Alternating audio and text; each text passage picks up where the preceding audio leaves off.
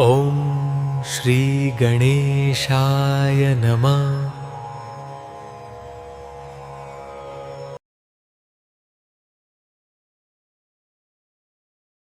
नमस्कार। सौर्य ज्योतिषीमा तपाईँलाई हार्दिक स्वागत गर्दछु। उपस्थित भइसकेको छु तपाईँकै ज्योतिषारथी युवा ज्योतिष म सूर्य गुन्जु र आजको भिडियो विशेष गरेर तपाईँ आफ्नो राशि अनुसार कुन ग्रहलाई मान्नुहुन्छ भन्ने विषयमा रहेको छ। भिडियोको विषयवस्तुमा प्रवेश गर्नुभन्दा पहिला तपाईँलाई विनम्र अनुरोध छ, यो च्यानलमा तपाईँ पहिलोपटक जोडिँदै हुनुहुन्छ भने यसलाई लाइक, कमेन्ट, सेयर र सब्सक्राइब जरुर गर्नुहोला, ताकि अन्य तपाईँ जस्तै यस्तै सामग्री खोजिरहनुहुने साथीहरू समक्ष पनि यो भिडियो पुग्न सकोस्।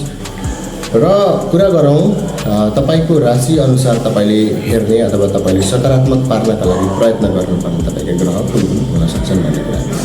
तपाईँ कुन राशिको हुनुहुन्छ? सबैभन्दा पहिला त तपाईँ मेष राशि र वृश्चिक राशिको हुनुहुन्छ भने तपाईँको राशि स्वामी मङ्गल हुन्छ।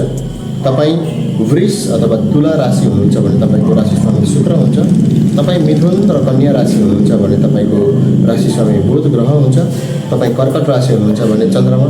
तपाईँ सिंह राशि हुनुहुन्छ भने सूर्य। तपाईँ धनु वा मीन राशि हुनुहुन्छ भने बृहस्पति। मकर र कुम्भ राशि हुनुहुन्छ भने शनि। तपाईँका राशि अनुसारका राशि स्वामीहरूको तपाईँले राशि स्वामीसँग सम्बन्धित देवताहरूको तपाईँले व्रत गर्न सक्नुहुन्छ अथवा पूजा अर्चना गर्न सक्नुहुन्छ, अथवा तपाईँको ग्रहको अथवा राशिको स्वामी ग्रहको तपाईँले मन्त्र जाप गरेर सिद्धि गर्न सक्नुहुनेछ।